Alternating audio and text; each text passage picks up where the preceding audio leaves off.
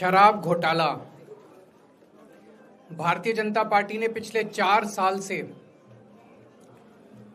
इस शब्द का भारतीय राजनीति में खूब इस्तेमाल किया। आज उसमें जो आदेश आया उस पर भी चर्चा करेंगे। न्यायालय ने, हमारे जस्टिस सिस्टम ने इसमें एक बहुत ऐतिहासिक फैसला दिया है। इसके लिए मैं जुडिशरी का बहुत बहुत धन्यवाद करना चाहता हूं, जज साहब का बहुत बहुत धन्यवाद करना चाहता हूं। आज के इस माहौल में जब सारी संस्थाओं को, सारे अथॉरिटीज को डराया जा रहा है, धमकाया जा रहा है, ऐसे में इतना बड़ा न्याय करने के लिए जज साहब ने वाकई बहुत हिम्मत दिखाई है। मैं उन सभी वकील भाइयों का धन्यवाद करना चाहता हूं जिन्होंने एक एक कदम हम लोगों का साथ दिया, हमारी ये लड़ाई न्यायालय में लड़ी।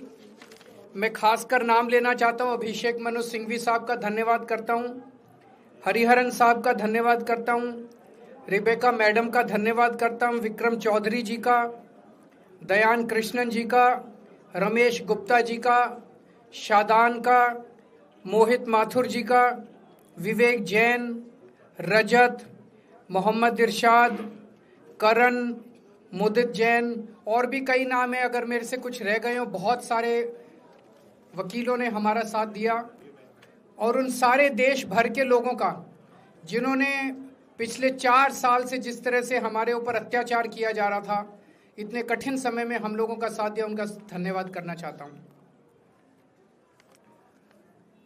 आप जान रहे हैं कि किस तरह से पिछले 4 साल से ईडी को, सीबीआई को, सारी संस्थाओं को इस्तेमाल करके हमारे ऊपर एक शराब घोटाला नाम का एक आरोप लगाया गया। सीबीआई ने, ईडी ने उसमें चार्जशीट फाइल की। आज कोर्ट को प्राइमा फेसी ये निर्णय लेना था कि क्या सबूत और गवाहों के बयानों के आधार पे सफिशिएंट मटेरियल है कि इसमें मुकदमा चलाया जाए। अभी मुकदमा चला नहीं था। कोर्ट को यह निर्णय लेना था कि क्या मुकदमा चलाने लायक सफिशिएंट मटेरियल है, और कोर्ट ने लगभग 600 पेज के आदेश में सारे सबूतों और सारे गवाहों को मद्देनजर रखते हुए ये कहा है कि इतना भी सबूत नहीं है, इतने भी गवाहों के बयान नहीं है, एक निक्का सा भी सबूत नहीं है कि इसमें मुकदमा तक चलाया जा सके। अगर मुकदमा चलाया जाता, 15-20 साल मुकदमा चलता, उसमें बहुत सारे गवाह बुलाए जाते, सबूत रखे जाते, उसके बाद होता, वो तो अलग बात है। कोर्ट का ये कहना है कि इतना टुच्चा केस है, इतना फर्जी केस है, इतना बेकार केस है, इतना गलत केस है। ये मैं नहीं कह रहा, ये भाषा है। आप कोर्ट का ऑर्डर पढ़िए। ये ऑर्डर जो है ये ऐतिहासिक ऑर्डर है। कोर्ट ने कहा है कि इतना फर्जी केस है, इतना फर्जी केस है, एक भी सबूत नहीं है, एक भी गवाह नहीं है कि इसमें मुकदमा भी नहीं चलाया जा सकता। ये पूरा षड्यंत्र किसने रचा, क्यों रचा? ये पूरा षड्यंत्र 2 लोगों ने मिलकर रचा, नरेंद्र मोदी जी और अमित शाह जी। और आज उन दोनों को पूरे देश से माफी मांगनी चाहिए। उन दोनों ने मिलकर षड्यंत्र रचा कि आम आदमी पार्टी को खत्म किया जाए, आम आदमी पार्टी को बर्बाद किया जाए। और उस षड्यंत्र के तहत आजाद भारत का सबसे बड़ा और सबसे घिनौना षड्यंत्र रचा उन लोगों ने। वो देख रहे थे कि दिल्ली में वो हमें नहीं हरा सकते। वो देख रहे थे कि दिल्ली की जनता हमारे कामों से बहुत खुश है। वो देख रहे थे दिल्ली में कामों की राजनीति के आधार पे वो कहीं खड़े नहीं होते, तो उन्होंने एक षड्यंत्र रचा। जनता जानती है कि केजरीवाल ईमानदार, उन्होंने कहा केजरीवाल की ईमानदारी पे चोट करो। जनता जानती है कि आम आदमी पार्टी ईमानदारी, उन्होंने कहा आम आदमी पार्टी की ईमानदारी पे चोट करो। उन्होंने आम आदमी पार्टी को खत्म करने के लिए षड्यंत्र रचा और बोले केजरीवाल बेईमान है, केजरीवाल बेईमान है, केजरीवाल बेईमान है, केजरीवाल ने शराब घोटाला किया, केजरीवाल पैसे खा गया, केजरीवाल ने 100 करोड़ रुपए खा लिए। मैंने जिंदगी में केवल ईमानदारी कमाई है। मैंने जिंदगी में केवल इज्जत कमाई है, एक नया पैसा नहीं कमाया मैंने अपनी जिंदगी में। इन लोगों की तरह नहीं हूं मैं। मैंने जिंदगी में एक नया पैसा नहीं कमाया, केवल ईमानदारी कमाई है। और ये उस ईमानदारी के ऊपर चोट करना चाहते थे, उसके लिए इन्होंने षड्यंत्र रचा था। आज कोर्ट के ऑर्डर के बाद यह साबित हो गया देश के सामने, केजरीवाल कट्टर ईमानदार है, मनीष सिसोदिया कट्टर ईमानदार है, संजय सिंह कट्टर ईमानदार है, दुर्गेश कट्टर ईमानदार है, आम आदमी पार्टी कट्टर ईमानदारी है। हम नहीं कह रही है, कोर्ट ने सारे देश के सामने बोला है। कई लोग ये कहते हैं जेल से आने के बाद केजरीवाल चुप क्यों हो गया, केजरीवाल गायब हो गया, केजरीवाल कहां गया। मैं कोई नेता नहीं हूं, मैं कोई पॉलिटिशियन नहीं हूं। पॉलिटिशियन को फर्क नहीं पड़ता, उनको 4 गाली दे दो, मोटी चमड़ी होती है उनकी। मैंने जिंदगी में केवल ईमानदारी कमाई है। मेरे को जब कोई बेईमान बोलता है मुझे फर्क पड़ता है। मेरे को जब जेल भेजा जाता है, मेरे परिवार के ऊपर ताने मारे जाते हैं, मेरे को फर्क पड़ता है। केजरीवाल को फर्क पड़ता है। इसलिए मैंने तय किया था कि जब सारे देश के सामने मैं निर्दोष साबित हो जाऊंगा तब तक मैं चुप रहूंगा। आज मेरे दिल से बहुत बड़ा बोझ उतर गया। मैं मोदी जी को कहना चाहता हूं, मोदी जी, आपने हमारे ऊपर इतने केस कर लिए, आपने ईडी छोड़ दी, आपने सीबीआई छोड़ दी, आपने पुलिस छोड़ दी, आपने इनकम टैक्स छोड़ दिया हमारे पीछे, आपने जेल भेज दिया हमारे 5 सबसे बड़े नेताओं को। आम आदमी एक समय ऐसा था जब आम आदमी पार्टी के सबसे टॉप के 5 नेता जेल में थे एक साथ। उसके बाद भी केजरीवाल का कुछ नहीं बिगाड़ सके।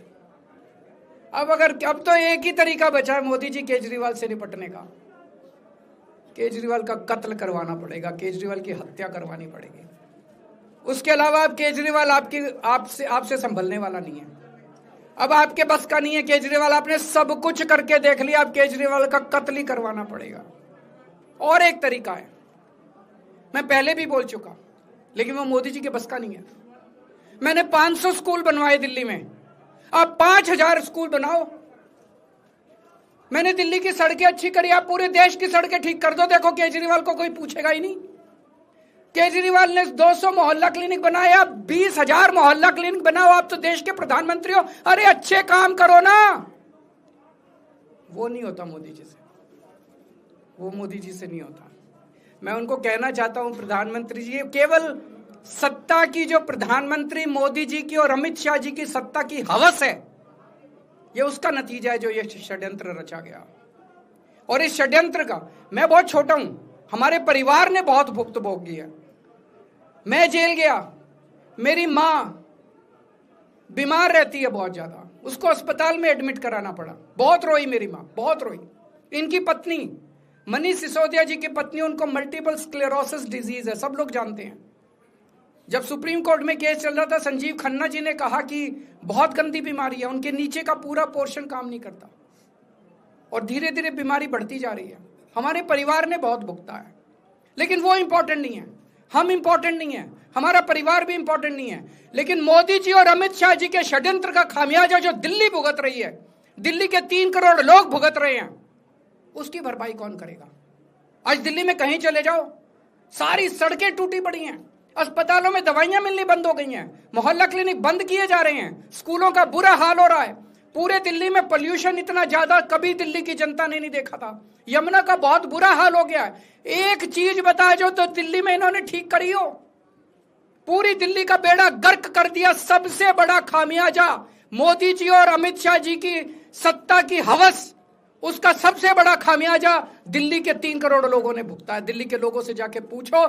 आज मैं चैलेंज करता हूं मोदी जी को, मोदी जी हिम्मत है दिल्ली में दोबारा चुनाव करा के दिखा दो, 10 से ज्यादा तुम्हारी सीट आ जाए, मैं राजनीति छोड़ दूंगा। तुम्हारी 10 से ज्यादा सीट आ जाए, मैं राजनीति छोड़ दूंगा। दिल्ली की जनता त्रस्त हो चुकी है तुम लोगों से।